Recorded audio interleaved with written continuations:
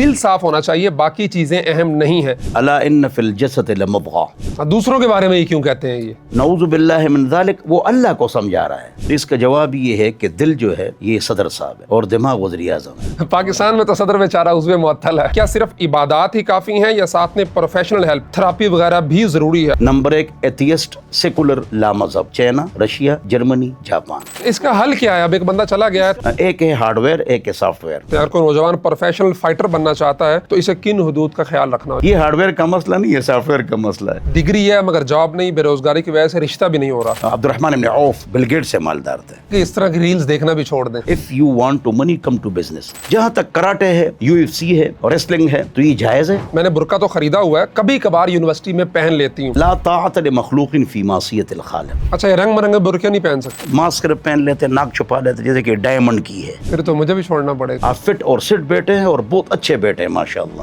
لیکن جب ویڈیوز آئیں گی وہ تو مرد سارے دیکھتے ہیں۔ علامہ جساس احکام القرآن میں فرماتے ہیں انما کرہ تمطیطها وتغمیطها، مشکل عبارت ہے۔ ایک اور خاتون ہے، وہ کہتی ہیں کہ میں اکثر رات کو مختلف طرح کے خواب دیکھتی ہوں، کچھ خواب ایسے ہوتے ہیں جو مجھے بہت پریشان کر دیتے ہیں۔ میں اس کا ماسٹر ہوں الحمدللہ۔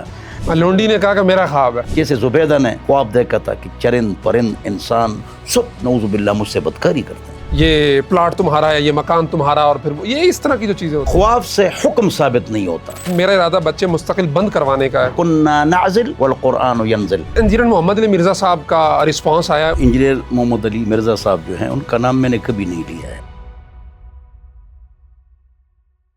السلام علیکم ورحمۃ اللہ وبرکاتہ۔ ایک نئے پروگرام کے سلسلے کے ساتھ میں ہوں عمار خان یاسر اور آپ دیکھ رہے ہیں فوکس میڈیا۔ ہم ایک نیا سلسلہ شروع کرنے جا رہے ہیں جس پر مشاورت ہماری مفتی اسماعیل طورو صاحب کے ساتھ پچھلے تقریباً 1-1.5 سال سے جاری تھی کہ کوئی ایسا پروگرام ہو جس میں ہم ہر ہفتے بیٹھیں اور نوجوانوں کے جو مسائل ہیں وہ شرعی لحاظ سے ہوں، نفسیاتی لحاظ سے ہوں، معاشرتی لحاظ سے ہوں، ان کو روزمرہ درپیش آنے والے ایسے مسائل جس پہ دینی رہنمائی کی ضرورت پڑے وہ ہم سوال مفتی صاحب کے سامنے رکھیں اور ان کے جو دینی شرعی لحاظ سے جو رہنمائی ہو وہ مفتی صاحب ان کی فرمائیں گے۔ فائنلی ہم نے 1 ہفتہ پہلے ریکارڈنگ کی تھی ایک مسئلے پہ، اور اس پہ جو فیڈ بیک آیا وہ بہت پازیٹیو تھا اور بڑا ایک دھانسو قسم کا تھا۔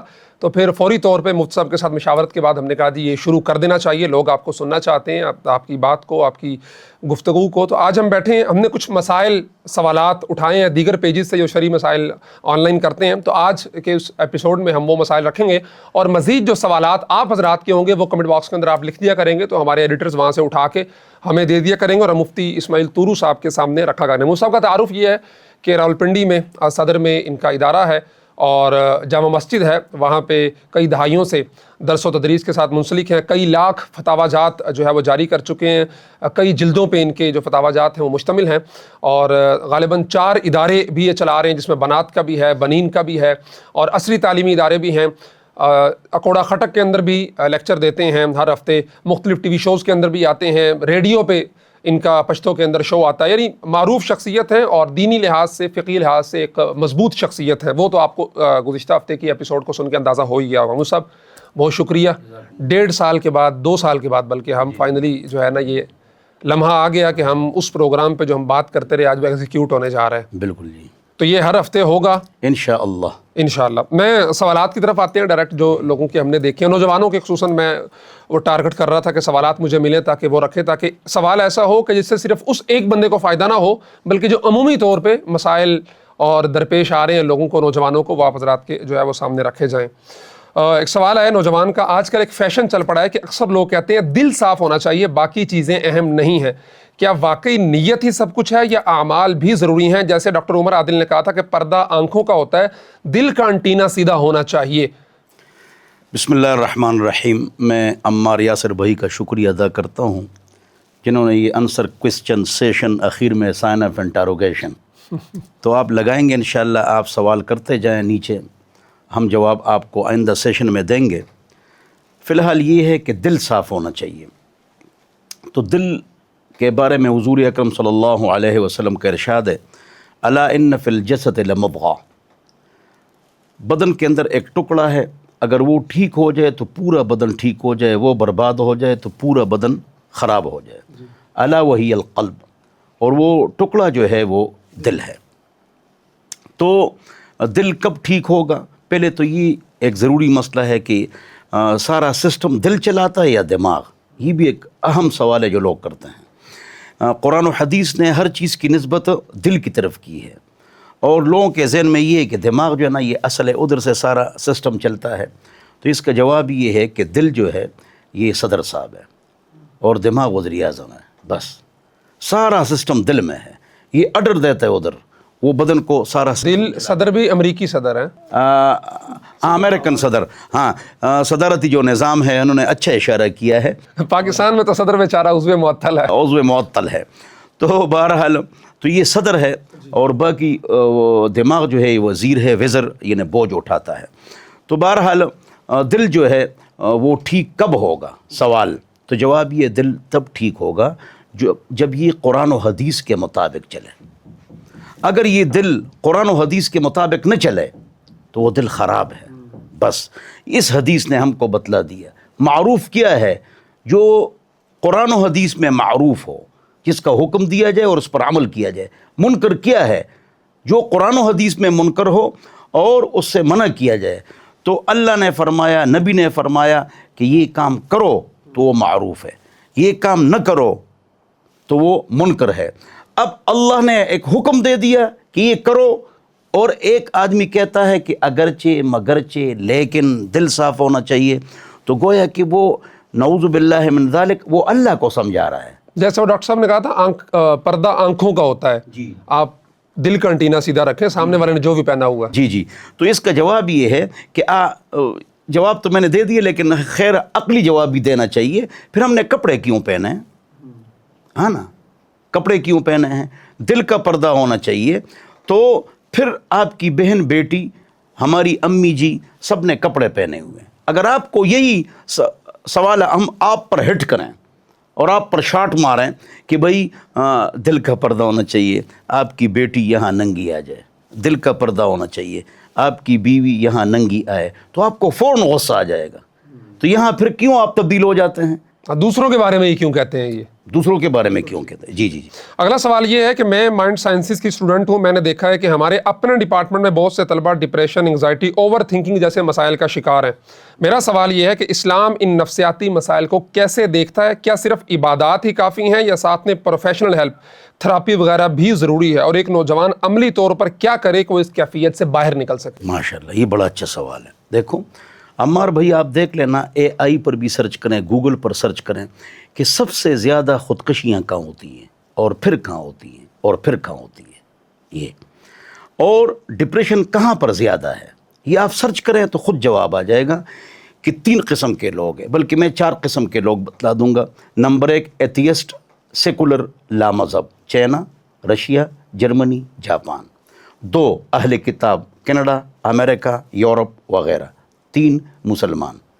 اور 4 میں مولوی طبقے کو ڈال دوں گا، حافظ، عالم، مفتی، شیخ الحدیث، تبلیغی، دیندار، 5 وقت نمازی، اللہ والے، ذکر کرنے والے.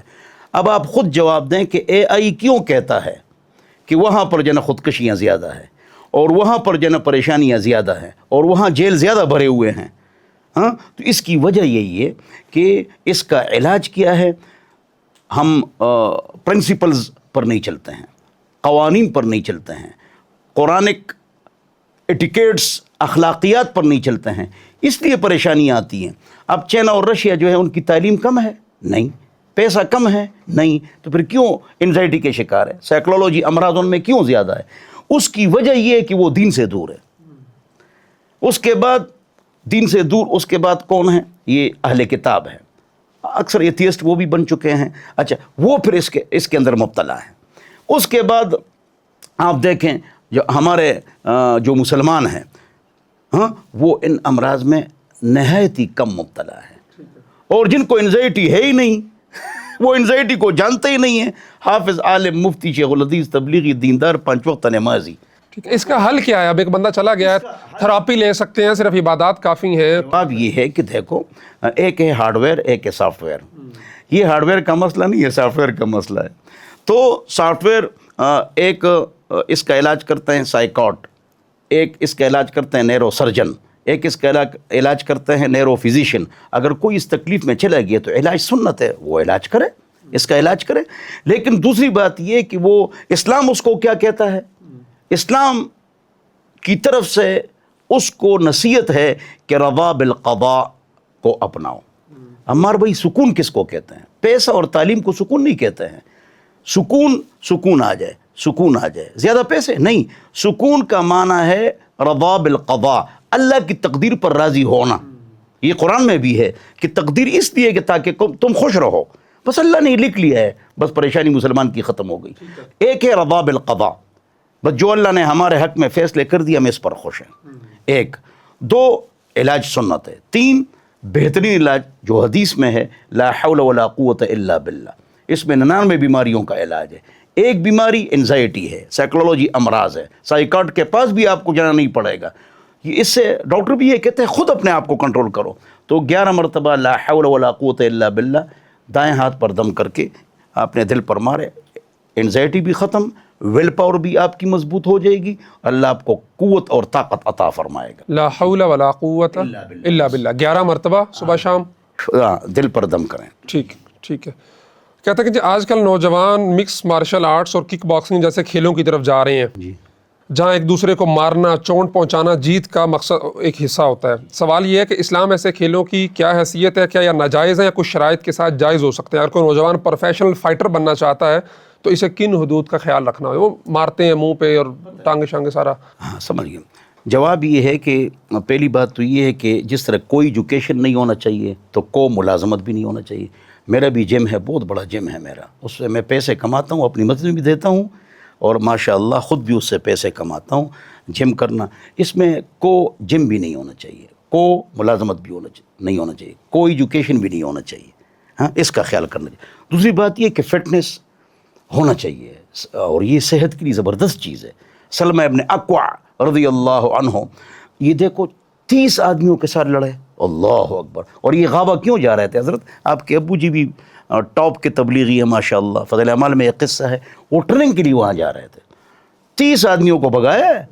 ہاں، سلمہ ابن، عمر چھوٹی ہے، یہ فٹنس ہے، قوت ہے، طاقت ہے، دوڑ ہے، ٹھیک ہے نا۔ یہ سلطان صلاح الدین ایوبی جب بھاگتے تھے نا حضرت، تو گھوڑے کے ساتھ بھاگنا مشکل ہے، لیکن یہ ایسے بھاگتے تھے نا کہ گھوڑے کے پیروں کے درمیان میں یہ کلبازیاں بھی کھاتے تھے اور بھاگتے تھے اور گھوڑے سے آگے جاتے تھے۔ دیکھو یہ سلطان صلاح الدین ایوبی ہے، ہاں، اور سلطان ٹیپو بھی اس طرح کرتے تھے۔ ہاں، تو جواب یہ ہے کہ ہم فٹنس اختیار کریں۔ جہاں تک کراٹے ہے، UFC ہے اور ریسلنگ ہے تو یہ جائز ہے، لیکن اس میں اس کا خیال کہ چہرے پر نہ مارے، اور سب سے پوائنٹ زیادہ چہرے کے ہوتے ہیں۔ فلیتق الوجہ، محمد مصطفیٰ صلی اللہ علیہ وسلم نے فرمایا جو کسی کو مارے، شاگرد، بیوی، اسٹوڈنٹ، بچے اپنے، مارنا ہے ان کو تو مارنا ہے، لیکن 3 تھپڑ، 3 مسواک، فلیتق الوجہ، چہرے پر نہ مارے۔ ہاں، تو چہرے پر جو فائٹ کرتے ہیں یہ درست نہیں ہے۔ میرے خیال میں یہ فائٹ ہو اور کسی کو موت کے گھاٹ نہ اتار دیا جائے، اور فائٹ ہو اور اس میں جہاد کی نیت ہو اور چہرے پر نہ مارا جائے، اور یہاں پر کیا ہو، یہاں پر ان کو ایسی کوئی چیز پہنا دی جائے کہ وہ زخمی نہ ہو، اس کو وہ لگے نہ، لیکن پوائنٹ اس کو دے دیا جائے۔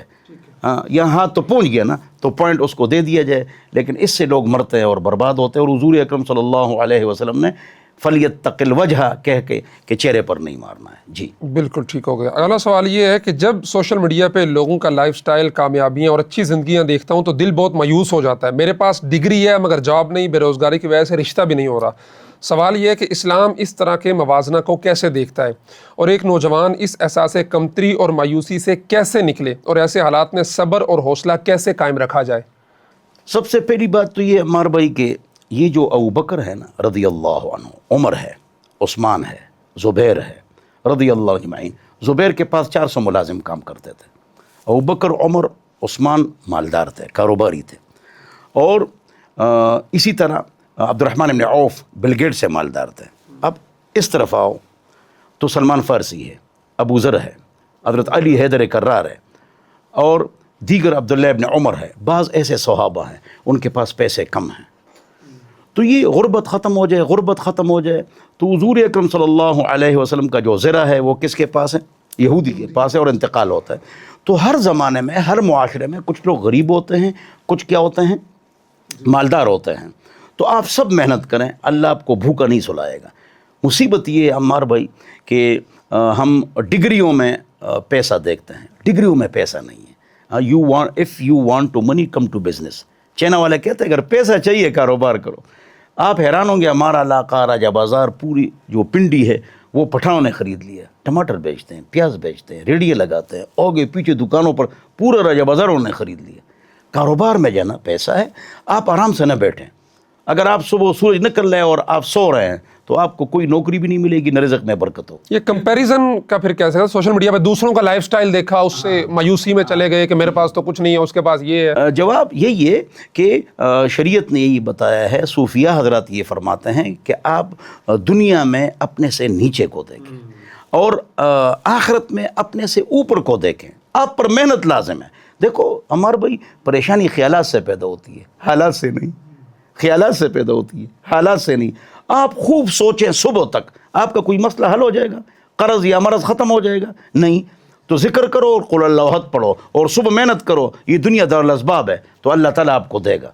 आप सोचें नहीं, हाँ सोचो में न पड़ें, मेहनत करें। और मैं आपको बार बार कहूँगा कि आप कारोबार शुरू करें, छोटा बड़ा नहीं, शुरू में छोटा कारोबार शुरू करना है, फिर अल्लाह ताला आपको तरक्की। और दूसरा ये है कि इस तरह की रील्स देखना भी छोड़ दें। ज़रूरत ही क्या है। बिल्कुल बिल्कुल ठीक है। अच्छा जी, एक खातून का सवाल है कि यूनिवर्सिटी में एक दोस्त की वजह से मुझे दीन में दिलचस्पी पैदा हुई और अब मैं हिजाब करना चाहती हूँ, लेकिन मसला यह है कि मेरी फैमिली इस पर बहुत ज़्यादा एतराज़ है, दबाव है और मेरा मंगेतर भी ये नहीं चाहता। मैंने बुर्का तो ख़रीदा हुआ है, कभी कभार यूनिवर्सिटी में पहन लेती हूँ, लेकिन फैमिली गैदरिंग्स में बेपर्दा रहना पड़ता है। दिल में पक्का इरादा है लेकिन पहला कदम उठाने की हिम्मत नहीं हो रही। मुझे क्या करना चाहिए, कैसे मैं ये इसको कर सकती हूँ? सबसे पहली बात तो ये है कि आपका जो जज्बा है ना, हम इसकी तारीफ़ करते हैं। गुड, माशाअल्लाह, वेरी नाइस। एक दूसरी बात ये है कि ला ताअत लिमखलूक़िन फ़ी मासियतिल खालिक़।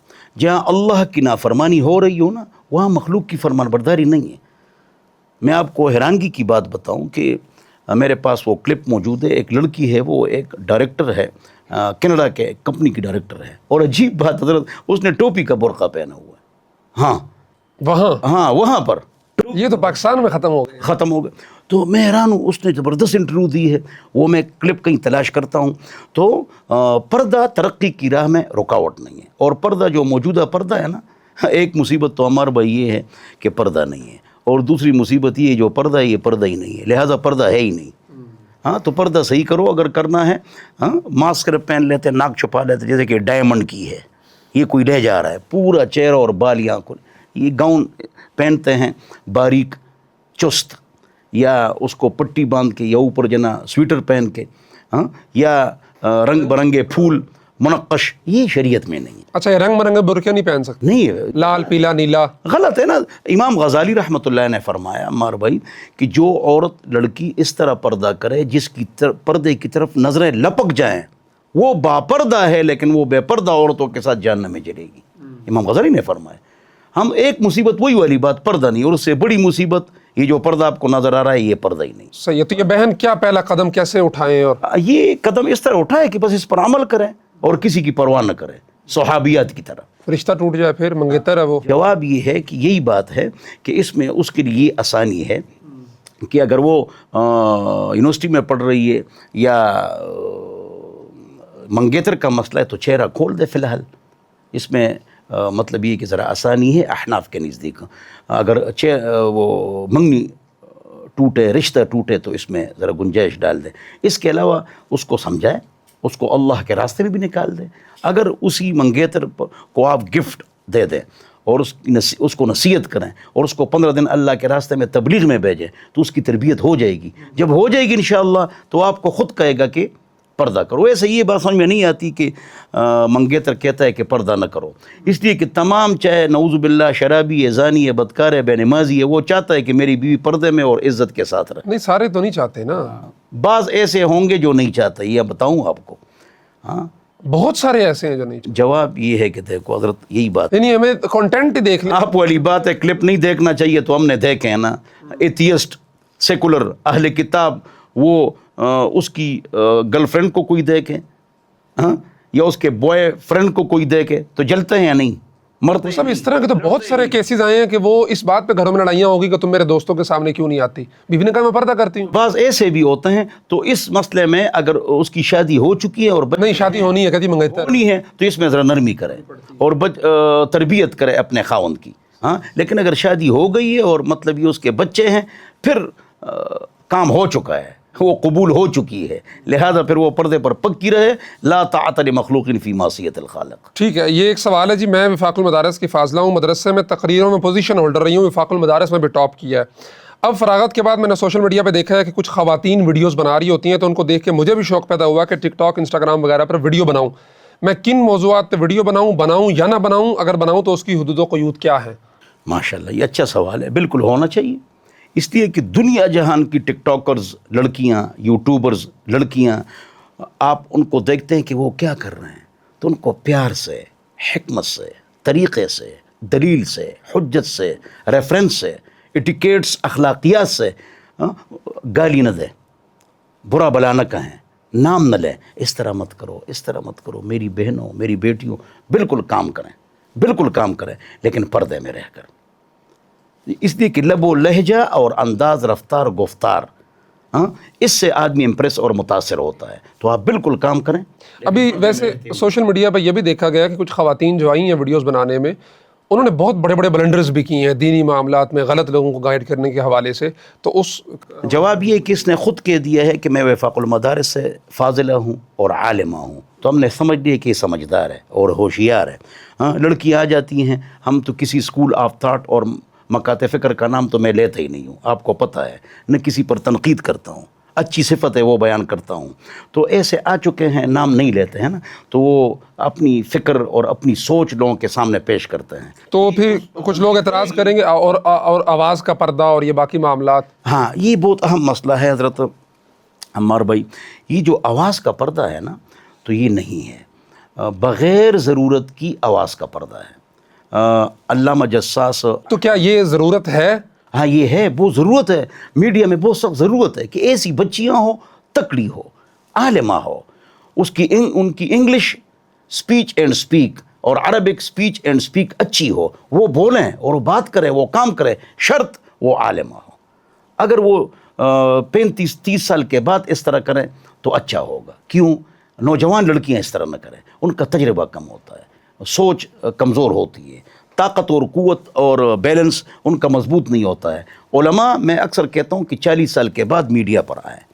ہاں، اور پھر تو مجھے بھی چھوڑنا پڑے گا۔ نہیں، آپ بہت فٹ اور سٹ بیٹے ہیں ماشاءاللہ، طارق مسعود صاحب کی طرح آپ فٹ اور سٹ بیٹے ہیں اور بہت اچھے بیٹے ہیں ماشاءاللہ، ہاں، اور بالکل آپ نے جناب پرکار اور ڈی اور وہ صحیح رکھا ہوا ہے ماشاءاللہ۔ تو جواب یہ ہے کہ یہ ہمارا مشورہ کوئی فرض تو نہیں ہے نا، تو جواب یہ ہے کہ عالمہ آئے اور کام کرے، اور اس کے انداز سے، رفتار سے، گفتار سے، اس میں لوچ نہ ہو، وہ لوگ فتنے میں مبتلا نہ ہو جائے، لیکن کام کرے اور مستورات میں کام کرے۔ ہاں، لیکن جب ویڈیوز آئیں گی وہ تو مرد سارے دیکھ، اس کو اگر دیکھے تو کیا ہوگا؟ نہ دیکھے مرد، بغیر ضرورت کے آواز پردہ ہے۔ انما علامہ جساس احکام القرآن میں فرماتے ہیں انما کرہ تمطیطها وتغمیطها، مشکل عبارت ہے کہ آواز میں عورت لوچ پیدا کرے تو وہ پردہ ہے، یا تیز بولے بغیر ضرورت کے، یا اس کی نعت یا اچھی آواز سے بات چیت، وہ پردہ ہے۔ رنگ برنگے برقعے پہن کے ویڈیوز نہ بنائیں۔ وہ رنگ برنگے، وہ تو ہم نے بات کر لی کہ رنگ برنگے ویڈیوز، برقعے پہن کر ویڈیوز، کیونکہ جتنی خواتین برقعے میں بنا بھی رہی ہیں تو وہ رنگ برنگے برقعے اور ان کی آنکھوں کے وہ سارا، ہم نے بتا دیا کہ ایک مصیبت پردہ نہیں ہے، دوسری مصیبت یہ جو پردہ ہے یہ پردہ ہی نہیں ہے۔ ہاں، یہ چہرہ عورت کھلا رکھے تو اچھا ہے اس سے کہ وہ ماسک پہنے، اس میں زیادہ فتنہ ہے۔ آدھا چہرہ کھلا ہے، ماتھا کھلا ہے، آبرو کھلے ہیں، اور مطلب یہ کہ آدھے گال کھلے ہیں، یہ کون سا پردہ ہے؟ کچھ خواتین ہیں ایسی بھی جو وہ مکمل بری لگا کے اور دستانے پہن کے ویڈیوز بناتی ہیں۔ میں اس کے حق میں ہوں۔ ہاں، فتنوں کا دور ہے اور میڈیا کا دور ہے اور یہ راکٹ ہے، تو ان کو کام کرنا چاہیے، لیکن شرط عالمہ ہو، عمر ذرا زیادہ ہو، نوجوان نہ ہو، تجربہ کار ہو، اور آواز میں لوچ پیدا نہ کرے، ہاں، تو وہ کام، اس کو کام کرنا چاہیے۔ صحیح، ٹھیک ہے۔ ایک اور خاتون ہے، وہ کہتی ہیں کہ میں اکثر رات کو مختلف طرح کے خواب دیکھتی ہوں، کچھ خواب ایسے ہوتے ہیں جو مجھے بہت پریشان کر دیتے ہیں، اور پھر سارا دن ذہن میں عجیب عجیب خیالات آتے رہتے ہیں۔ کیا خوابوں کی واقعی کوئی تعبیر ہوتی ہے؟ کیا ہر خواب کسی معنی یا پیغام کی طرف اشارہ کرتا ہے، یا یہ صرف انسان کے ذہن اور خیالات کا اثر ہوتا ہے؟ اور اگر کوئی خواب انسان کو پریشان کر دے تو اسلام اس بارے میں کیا رہنمائی کرتا ہے؟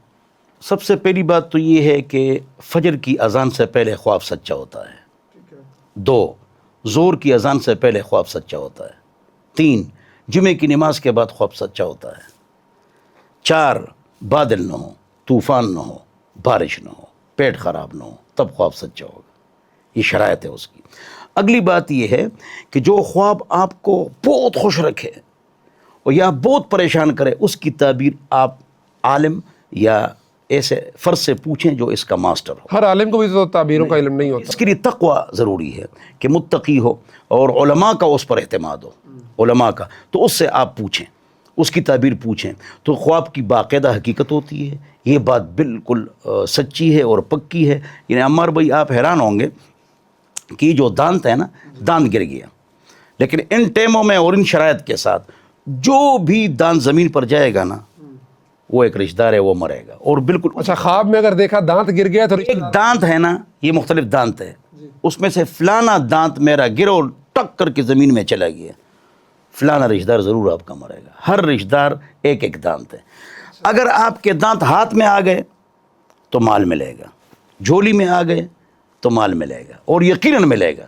آپ فوراً خوشخبری یہ تو مجھ اگلے ایپیسوڈ میں خوابوں کی تعبیروں کے بہت، اور مجھے پتہ لگا کہ آپ خوابوں کی تعبیر ماشاءاللہ بڑے ایکسپرٹ۔ اس کا ماسٹر ہوا الحمدللہ۔ آپ نے لیٹرینیں دیکھی، پیشاب، پاخانے، لیٹرینیں، یہ مال ہے۔ سونا، چاندی، ڈالر، یہ آپ نے دیکھ لیا تو کل آپ کو مصیبت ملنے والی ہے۔ رونا ہے تو آپ کو کل ہنسی ملنے والی ہے۔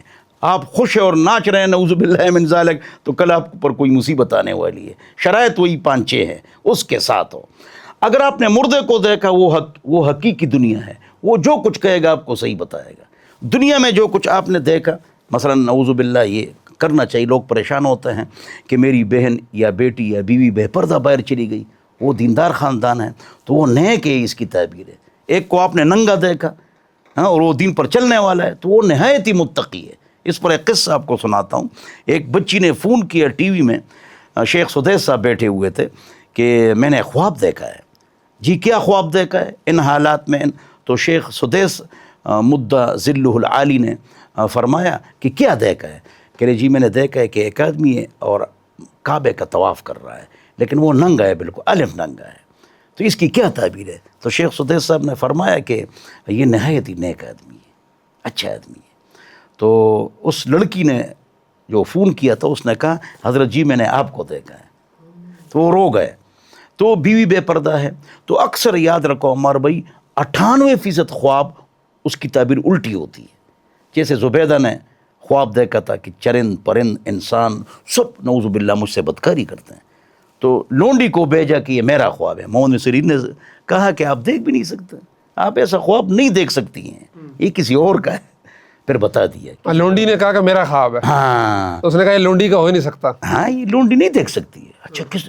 یہ ملکہ زبیدہ نے دیکھا۔ اچھا، اس سے اللہ تعالیٰ ایسی خدمت لے گا کہ چرند پرند انسان جانور سب اس سے فائدہ لیں گے۔ تو اس نے عراق سے، آپ نے دیکھا، آپ بھی عمرے سے آ رہے ہیں ماشاءاللہ ابھی، اور میں بھی آ رہا ہوں ابھی، تو آپ نے زمزم اور کھجور بھی پلا لیا، کھلا لیا، اللہ آپ کو جزائے خیر دے، تقبل اللہ۔ تو ہم نے وہ دیکھا ہے، تو وہ نہر آج بھی موجود ہے۔ میں تو عرب والوں کو یہ کہتا ہوں آپ کے جنا فوکس میڈیا سے کہ اس نہر کو فعال بنا دیے، صرف تاریخی اعتبار سے ہے، موجود ہے، اس کو خوبصورت کیا جائے۔ عراق تھا،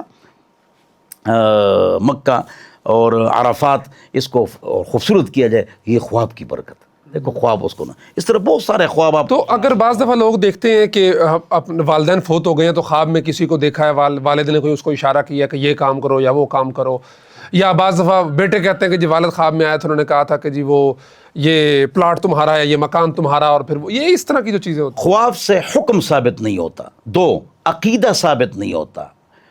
خواب سے کسی اور کے لیے حکم اس پر لازم نہیں ہوتا، خواب سے صرف اور صرف استحباب اپنے حق میں ثابت ہوتا ہے۔ یہ اچھا سوال ہے۔ خواب میں اپنے حق میں استحباب ثابت ہوتا ہے، لیکن وہ قرآن حدیث کے خلاف نہ ہو، یہ جملہ مضبوط رکھو۔ خواب میں اپنے حق میں استحباب کا حکم ثابت ہوتا ہے اور اس پر عمل کرنا مستحب ہوتا ہے اپنی ذات کے اعتبار سے، دوسرے کے اعتبار سے نہیں۔ دوسرے کے لیے وہ کچھ بھی ثابت نہیں کرتا۔ ہمارے ایک دوست ہیں، وہ 2 بھائی ہیں، تو بڑے بھائی کو خواب یہ ہے کہ اس کے والد چھوٹے بھائی کے حوالے سے بڑے پریشان ہیں، تو اس کی کیا الٹ تعبیر ہو سکتی ہے، یا یہ حقیقت ہے کیا ہے؟ والد کا انتقال ہو چکا ہے نا، تو وہی جواب ہے کہ جو مردہ بات کرے وہ اکثر 98 بات سچی ہوتی ہے، دنیا والی اس کی تعبیر الٹی ہوتی ہے. تو اس کی تعبیر یہی ہے کہ وہ اس لیے پریشان ہے کہ چھوٹا بھائی گڑبڑ کر رہا ہے، وہ اپنی اصلاح کرے، دوستوں پر، اس کے دوستوں پر نظر رکھی جائے. جی جی صحیح ہے، صحیح ہے. اگلا سوال ہے کہ جی میری خاتون ہے، وہ کہتی ہیں کہ میری شادی کو 12 سال ہو گئے ہیں، 5 بچے ہیں ہمارے، 4 بیٹیاں اور 1 بیٹا. خاوند بہت پیار کرتے ہیں لیکن انہیں زیادہ اولاد کی خواہش ہے، اور میں پچھلے 3 سال سے چوری چھپے مانے حمل ادویات استعمال کرتی ہوں، لیکن اب میرا ارادہ بچے مستقل بند کروانے کا ہے. لیکن خاوند اس بات پہ بہت جھگڑتے ہیں، اتنا کہ نوبت طلاق تک جا پہنچتی ہے. لیکن میں 5 بچوں کو بڑی مشکل سے سنبھالتی ہوں اور مزید بچہ پیدا کرنا میرے لیے ممکن نہیں ہے. کیا میں ان کی اجازت کے بغیر یہ کام کر سکتی ہوں؟ ماشاء اللہ، اچھا سوال ہے. عمار بھائی، منصوبہ بندی کی 2 قسمیں ہیں، ایک انفرادی ہے اور ایک اجتماعی ہے. یہ جو علماء زور لگاتے ہیں کہ منصوبہ بندی مت کرو، حرام ہے، ناجائز ہے، کفر ہے، اس طرح مت کرو، قرآن کی آیتیں پڑھتے ہیں، یہ اجتماعی منصوبہ بندی کے بارے میں. انفرادی منصوبہ بندی جائز ہے. اب اس کی صورتیں دیکھتے جائیں. نمبر 1، ایک عورت کے 4 بچے ہو گئے بڑے آپریشن سے، اگلا بچہ ہوگا تو وہ مر جائے گی. یہ نہیں لکھا ہوا آپریشن سے ہوئے کیسے ہوئے؟ نہیں، وہ خیر میں اپنی طرف سے بتا رہا ہوں. اگر آپریشن سے نہیں ہوئے اور ڈاکٹر نے کہا آپ مر جاؤ گی تو وہ منصوبہ بندی کر سکتی ہے. ایک انفرادی ہے، ایک اجتماعی ہے. اجتماعی 2 بچے اچھے اور یہ 3-4 اچھے، بس اس کی تحریک چلانا یہ حرام ہے. انفرادی جائز ہے. اب انفرادی صورتیں غور سے سنو، بہت بتا رہا ہوں. نمبر 1، 4 بچے بڑے آپریشن سے ہو گئے، ڈاکٹر بھی کہتے ہیں کہ بھائی اب اگلا بچہ ہوگا تو عورت معذور ہو جائے گی یا مر جائے گی، تو یہ منصوبہ بندی کرے. 1، 2، 120 دن سے پہلے، 4 مہینے سے پہلے منصوبہ بندی بچے کو ضائع کرنا یہ گناہ ہے، اور 120 دن کے بعد، 4 مہینے کے بعد اس میں سانس آ گئی، لہٰذا اس کو ضائع کرنا یہ قتل ہے. 2، 3، اگر یہ بچہ ہو گیا نعوذ باللہ وہ بدکاری کا ہے، مثلا بہت سارے لوگ قتل ہو جائیں گے، صرف پٹھانوں کے ہاں نہیں، یہ پنجاب کے دیہاتوں میں بھی اس طرح ہوتا ہے، اور یہ سندھ میں بھی ہوتا ہے، اور وزیرستان میں بھی ہوتا ہے. تو بچہ اگر بدکاری سے پیدا ہو گیا تو خاندان کے خاندان قتل ہو جاتے ہیں. تو ان کے لیے بھی اس بچے کو ضائع کرنا، چاہے 4 مہینے کے مطلب یہ ہے کہ بعد ہو، تو زیادہ قتلوں سے بچنے کے لیے، ہاں، زیادہ قتلوں سے بچنے کے لیے جو ہے نا آپ کیا کریں، اس کو آپ ختم کر سکتے ہیں. چوتھی بات یہ ہے کہ بچے بھی چھوٹے ہیں اور عورت کی صحت کمزور ہے، ہاں، تو اس صورت میں 3 سال کا وقفہ، 4 سال کا وقفہ، حتیٰ کہ 15 سال کا وقفہ اسلام میں جائز ہے. اس کے لیے چاہے ٹی لگائے، سب لوگ سمجھ گئے، چاہے یہاں پر جنا کوہنی میں گولی رکھیں، یا اور طریقے استعمال کریں. کنا نعزل والقرآن ینزل، مسلم شریف کی روایت ہے، ہم عزل کرتے تھے اور قرآن اترتا تھا، تو قرآن نے ہم کو منع نہیں کیا. یہ جو کنڈوم استعمال کرتے ہیں شادی شدہ لوگ، تو اگر یہی مسائل جو میں نے بتا دیے کہ صحت کمزور ہے یا کوئی مسئلہ ہے، تو اس کے لیے دلیل مل گئی آپ کے سامنے. ایک عجیب مسئلہ ہے، نیا انکشاف آپ کے سامنے کرتا ہوں، جس طرح میں نے کیا تھا آپ کے سامنے، آپ حیران ہو گئے تھے. وہ یہ ہے کہ فتاوی عالمگیری کے اندر ایک بات لکھی ہے حضرت، فتاوی عالمگیری کے اندر یہ بات لکھی ہے کہ وَيَجُوزُ لِفَسَادِ الزَّمَانِ. ایک علاقہ ہم دیکھتے ہیں، ہمارے علاقے میں بھی ایک گاؤں ایسا موجود ہے، اس کے تمام بچے چرسی، بنگی اور ہیروینی ہیں. تو اگر علاقہ ایسا ہے کہ وہاں پر جنا ایسے لوگ پیدا ہو رہے ہیں جو کل نشئی ہوں گے یا قاتل ہوں گے، ایسے علاقے سب کو معلوم ہے، تو وہاں پر بھی عالمگیری میں لکھا ہے کہ وہ لوگ اگر منصوبہ بندی کرے تو جائز ہے. اس لیے کہ جو زیادہ بچے ہیں اور حضور اکرم صلی اللہ علیہ وسلم اس پر خوش ہوں گے تو وہ تب ہوں گے تربیت یافتہ ہونا. اس تربیت یافتہ کا یہ مطلب بھی عمار بھائی یہ نہیں ہے کہ وہ حافظ عالم مفتی شیخ الحدیث ہو. میرے والد صاحب فرماتے تھے اللہ تعالیٰ کو عالم حافظ مفتی شیخ الحدیث نہیں چاہیے، دیندار چاہیے. ڈاکٹر ہو، وکیل ہو، پروفیسر ہو، لیکچرر ہو، جیولوجسٹ ہو، پیتھیالوجسٹ ہو، لیکن اللہ کا ولی ہو. انہیں 5 وقت نماز پڑھے، گناہ اور حرام سے بچے، یہی دین ہے. ہاں، تو یہ اجازت ہے. میں نے آپ کو وقفے کی بات بھی کر لی، کب جائز ہے وہ بھی آپ کو بتا دیا. اب آتے ہیں اس بات کی طرف، یہ جو آپ کا سوال ہے. یہ خاتون چپکے سے دوائی استعمال کرتی ہے. اب اگر ڈاکٹر نے اس کو مشورہ دیا ہے، نیک ڈاکٹر نے، تو یہ ٹھیک کر رہی ہے، چاہے خاوند ناراض ہو، یہ ٹھیک کر رہی ہے. یہ چھپکے سے مانے حمل دوائیاں ٹیبلٹس وغیرہ اگر استعمال کرے تو اجازت ہے، اس لیے کہ یہاں خاوند کی اس وقت غلطی ہے، عورت مجبور ہے، عورت میں برداشت نہیں ہے، ڈاکٹر نے اس کو منع کیا ہے، لہٰذا اس سے چھپ کر وہ دوائی استعمال کر سکتی ہے۔ اور مستقل اگر وہ بند کروانا چاہتی ہے جائز ہے، مستقل جائز ہے، وہی شرائط جو آپ نے بتا دی۔ کہ مطلب یہ اس کے مرنے کا خطرہ ہو یا عضو کے معطل ہونے کا خطرہ ہو تو اس میں گنجائش موجود ہے۔ وہ سب آج کے سوالات تو ہو گئے ہیں۔ آخر میں ہم نے جو لاسٹ ویک ریکارڈنگ کی تھی جواد نقوی صاحب کے حوالے سے، جو آیت کی طرح انہوں نے پیچھے کی عبارت بنا کے لگائی تھی، تو اس پہ انجینئر محمد علی مرزا صاحب کا رسپانس آیا ہے۔ انہوں نے لاسٹ ویک اپنے سیشن کے اندر ایک تو ان پہ حملہ بھی ہوا ہے، اسلام اس بات کی اجازت دیتا ہے نہیں دیتا، ہم نے تو اس کی بالکل مذمت کی ہے۔ آپ چونکہ مفتی بھی ہیں تو اس حیثیت سے آپ بتائیں کہ اس پہ کیا اسلام کہتا ہے کہ جس نے بندے نے حملہ کیا پھر وہیں پہ قتل ہو گیا ہے، اور اس کی کیا شرعی حیثیت ہے، اور اس طرح ہمارے معاشرے کے اندر یہ چیزیں کیوں آتی جا رہی ہیں کہ آپ اس کو جو ہے نا اتنی ایکسٹریم پہ جا رہے ہیں؟ دیکھو عمار بھائی، انجینئر محمد علی مرزا صاحب جو ہیں ان کا نام میں نے کبھی نہیں لیا ہے، اگر جمعے کے بعد سوال جواب کی بڑی مجلسیں ہوتی ہے اور سوال آتا بھی ہے، میں نہیں پڑھتا ہوں، لیکن پہلی مرتبہ گویا کہ میں نے لے لیا، اور ان کے اوپر جو حملہ ہوا تو اس پر بھی میں نے فوراً ویڈیو بنا دی کہ یہ شریعت میں جائز نہیں ہے۔ آپ حیران ہوں گے عمار بھائی کہ 8 حدود ہیں جنس کا انکار کفر بھی ہے اور وہ لازم اور ضروری ہیں، باقی تعزیرات ہیں، وہ 8 حدود بھی عام فرد یا کچھ افراد نافذ نہیں کر سکتے ہیں۔ چاروں اماموں کا اتفاق ہے، اجماع ہے کہ حد کا نفاذ یہ افراد یا فرد کا کام نہیں ہے، یہ حکومت کا کام ہے۔ سوال کہ بھئی حکومت والے تو کچھ کرتے نہیں ہیں، آپ ان کے حوالے کریں نا، باقی اللہ موجود ہے، ان سے پوچھے گا، آپ کا فرض پورا ہوگا۔ اس لیے کہ وہاں ان کی سزائیں بھی سخت ہے حضرت، جیل میں جو ان کا رہنا ہے وہ خطرناک ہے، جو مذہب میں گڑبڑ کرتے ہیں اس کے لیے ان کے جو سل ہے نا وہ بہت خطرناک ہے، وہ بھی سزاوار ہیں اس کے کہ ان کو وہاں ڈال دیا جائے اور وہاں روزانہ مرتے رہیں اور زندہ ہوتے رہیں۔ تو بہرحال حملہ کرنا انجینئر مرزا صاحب پر یا کسی کے اوپر یہ درست نہیں ہے، صحیح نہیں ہے، شرعی بات کرنی چاہیے اور اسلام کے مطابق بات کرنی چاہیے، ایک یہ۔ دوسری بات یہ ہے کہ انہوں نے کہا کہ علماء کو سب کچھ قرآن نظر آتا ہے، تو ہم کو بالکل وہ جو عبارت ہے، بالکل وہ ان کا جو رسپانس آیا، آپ کی ویڈیو انہوں نے چلائی جو ہماری ریکارڈنگ تھی، انہوں نے کہا کہ یہ تو افسوس کا مقام ہے کہ ہماری عوام کو قرآن کا اور غیر قرآن کا فرق ہی پتہ نہیں ہے۔ جی دیکھو ہم نے کبھی بھی اس جملے کو قرآن نہیں کہا ہے، کب ہم نے قرآن کہا ہے، اور نہ ہم نے اس کو تحریف کہا بلکہ قط تحریف کہا۔ یہ جو عرب کے جو کافر اور مشرک تھے ان کے قرآن کے مقابلے میں انہوں نے جو آیتیں بنائی وہ میں پڑھ نہیں سکتا ہوں، بالکل اسی طرح آیت ہے، اسی طرح آیتیں ہیں، ہاں، لیکن وہ کفار نے بنائی، کفار نے بنائی، اور بالکل الم تر کیف فعل ربک باصحاب الفیل، اس پر میں وہ پوری صورت پڑھ سکتا ہوں لیکن نہیں پڑھتا ہوں، جو کافروں نے بنائی، اس کو کہتے ہیں سلخ، ہاں، اٹ از کالڈ سلخ، تو نے کیا اور اس پر باقاعدہ تنقید بھی ہوئی ہے، اور آپ اس کے لیے مطالعہ کر سکتے ہیں، علامہ باقرلانی نے اس پر تفصیل سے جی بحث کی ہے کہ قرآن کی طرح آیتیں پڑھنا، علامہ باقرلانی نے اس پر بحث کی ہے تفصیل سے۔ تو ہم نے کبھی بھی اس کو قرآن نہیں کہا ہے، بلکہ ہم نے کہا کہ فوراً قرآن کی آیت ذہن میں آ جاتی ہے تو اس طرح ان کو کوئی اور عبارت بنانی چاہیے تھی، یہ عبارت وہ نہ بناتے تو اچھا ہوتا۔ باقی انجینئر محمد علی مرزا صاحب کے بارے میں نے بھی کتاب لکھی ہے، اچھا، آج اس کا اظہار کرتا ہوں، لیکن میں نے نام شاگرد کا ڈالا۔ تو ہم کو بھی چاہیے کہ ایک آدمی کو ہم خود اس کے خلاف بول بول کے اس کو مشہور کر دیتے ہیں، ٹھیک ہے نا جی۔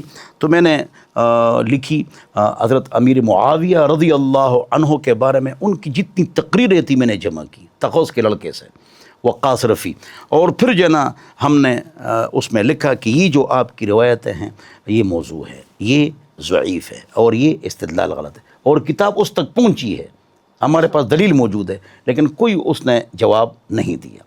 اگلی بات یہ نہیں دیا ہے، اس نے میرے خلاف 2 ویڈیوز بنائی ہیں، میرے خلاف، لیکن دیکھو میں نے جواب میں اس کے خلاف کوئی ویڈیو نہیں بنائی ہے، ہاں، کیوں بناؤں، کیا ضرورت ہے، یہ بھی میں نے نرم گفتگو کی۔ تو بہرحال اللہ تعالی ہم سب کو سمجھ عطا فرمائے۔ یہ جو صحابہ کے بارے میں، بنو امیہ کے صحابہ پر تنقید، نعوذ باللہ من ذالک۔ بطور طنز ماموں کہنا ان کو، اور آپ کے ماموں امیر معاویہ رضی اللہ عنہ کے اوپر تنقید، اور 3 گھنٹے 40-50 مرتبہ امیر معاویہ رضی اللہ عنہ کے ساتھ رضی اللہ عنہ پڑھتے ہیں، ہاں کہ اللہ اسے راضی ہے، تو آپ کو پھر کیوں تکلیف ہے؟ اور پھر کہتے ہیں میں دل کے اوپر پتھر رکھ کر میں یہ پڑھتا ہوں، کہ ہم کو کتنی تکلیف ہوتی ہے کہ ہم رضی اللہ عنہ پڑھتے ہیں، تو مت پڑھو نا۔ تو بہرحال ان کو اس طرح نہیں کرنا چاہیے۔ لیکن اگر ایک آدمی ہوتا ہے ہمارا بھائی سویا ہوا ہے، اور ایک آدمی وہ ہوتا ہے جو بتکلف سو جائے، آپ اس کو کیسے اٹھائیں گے؟ لیکن اگر ایک آدمی نے ارادہ کر ہی لیا ہے کہ میں نے یہ کام کرنا ہے، تو پھر اس سے ہم کوئی گلہ نہیں کر سکتے ہیں، صرف پیار و محبت سے اس کو نصیحت کر سکتے ہیں۔ صحیح ہے جی۔ آج کے سوالات ہمارے مکمل ہو گئے۔ ہم ان جہاں پہ یہ اپلوڈ ہوگا کمنٹ باکس کو چیک کرتے رہیں گے، آپ کے جو سوالات ہوں نیکسٹ ویک کے لیے ہم انشاءاللہ وہاں سے لیں گے۔ آپ اپنے سوالات جو بھی ہیں، جس قسم کے بھی ہیں، مفتی صاحب کے سامنے رکھنا چاہتے ہیں، کمنٹ باکس کے اندر لکھ دیجیے اپنے نام کے ساتھ۔ نام نہیں بھی چھپانا، وہ ظاہر کرنا چاہتے تو اس کو بغیر بھی لکھ سکتے ہیں آپ۔ تو ہم انشاءاللہ ہر ہفتے امید ہے کہ ہماری یہ نشست ہوا کرے گی، اور ہم آپ کے سوالات کے جوابات مفتی صاحب سے لے کے آپ حضرات کے سامنے رکھا کریں گے۔ جزاکم اللہ خیر۔ السلام علیکم ورحمۃ اللہ وبرکاتہ۔